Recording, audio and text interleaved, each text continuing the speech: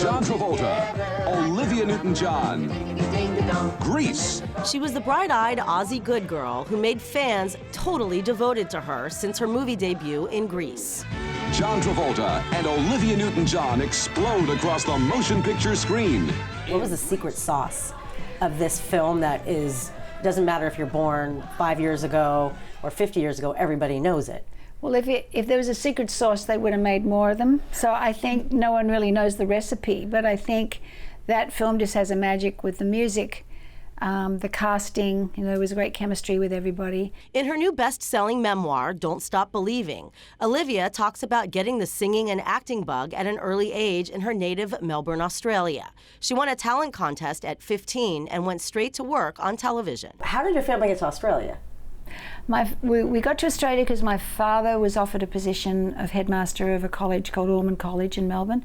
He was the youngest master of a college in Australian history. Actually, he was 40. Her mother, Irene Born, was the daughter of Jewish-Austrian Nobel Prize-winning physicist Max Born. My mother was very proud of her Jewish heritage and talked about it a lot. It's interesting, some of my closest girlfriends are Jewish. Mm-hmm. Okay, here's my grandfather, Max Born. And here is Einstein, and there is Madame Curie. In fact, her grandfather was close friends with Albert Einstein. I just have a book about Einstein at home, and I just out of interest, I looked in the back to see if my grandfather's name was there, and there's about 10 references to him in this book about Einstein. They were good friends. They wrote my mother translated a book of letters between Einstein and my grandfather called the Born Einstein Letters, strangely. And he even helped German Jews escape to England during World War II. And did you ever meet him?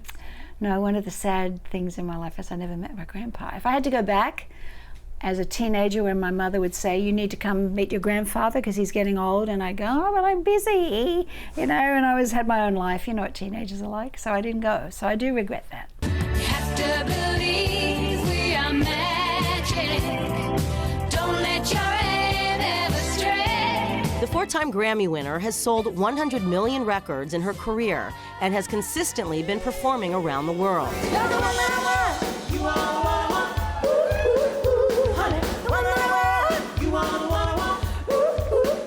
Even after going through breast cancer in the 90s, she was one of the first celebrities to put a public face to the C word.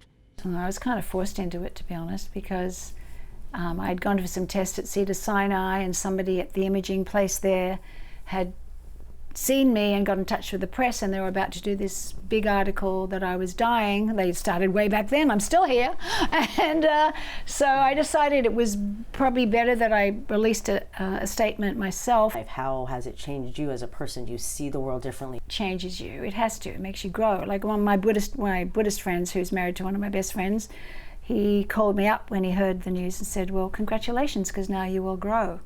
And even though that sounds a strange thing when you're not really aware of it, as the years go on, you realize that's exactly right, that you don't grow in life without challenge, and you don't grow without dips and valleys. If it's always like that, then how do you ever learn anything? So it was a gift to me, I see now. Because I think it was originally thought of because it was close to the Olympics, so it was kind of a perfect place to do it. It was unusual, it was a challenge, and it's an amazing idea. For the past decade, Olivia has been traveling the world, including the Great Wall of China, to raise money to build the Olivia Newton-John Cancer Wellness and Research Center in her hometown. So for me, when they asked me to be involved in the building of a cancer center, that was really a huge thing to take on. I wasn't sure if I should or I could, and my mother basically said, her words of wisdom, if you can help someone, do it. Little did she know that the cancer would return last year in a pelvis fracture, causing her to spend her 70th birthday as a patient in her own hospital. But Olivia credits her devoted husband, John Easterling, for being her rock. He spent decades studying plants in the Amazon and is now growing cannabis that she says has been a lifesaver. He grows it for me, and he mixes maybe 30 different strains together. And that has been miraculous for me, for pain, for sleep, for anxiety.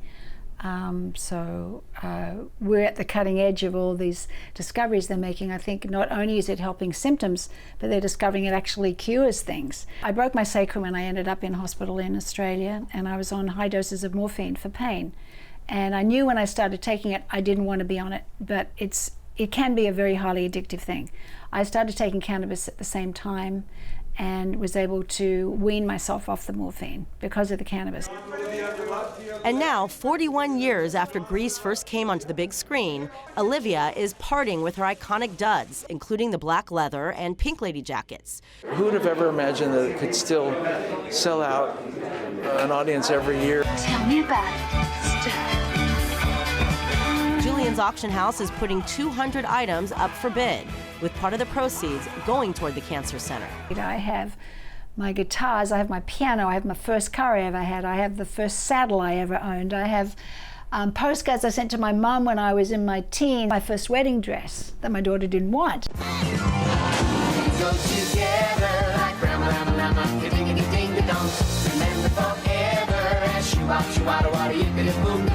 But die-hard fans and collectors will pick the one that they want and hopefully get some summer lovin'. In Malibu, California, Emily Francis, I-24 News.